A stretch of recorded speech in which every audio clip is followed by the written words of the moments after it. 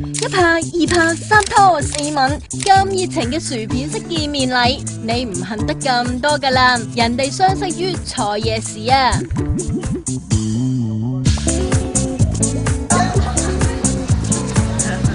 尋日九龍城好熱鬧啊，皆因發哥出巡，機會嚟啦，飛雲！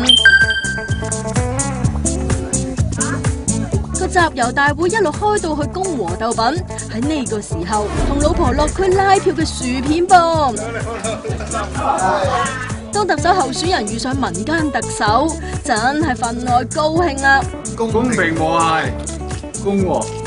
佢哋唔止齊心啊，發哥仲好親切咁問候薯片選舉工程進行成點添啊！你做個功課真係唔死得佢。我支持佢，因為點解咧？我有一次記得佢公幹翻嚟即刻去咗瑪麗，第二朝出翻嚟翻工，你硬唔死得咯。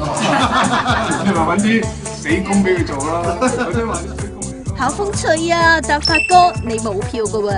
作為一個市民係嘛，你呢個政選我哋唔緊嘅，但係我希望係提供一個我自己嘅意見俾選委嘅人，香山係一個好嘅選擇。呢個非常之重要啊！我成個選舉工程，一方面咧就對住啲1194個市民，另一面咧就更加重要730萬市民。呢個日日我哋都希望同啲市民見面。爭取佢哋嘅支持。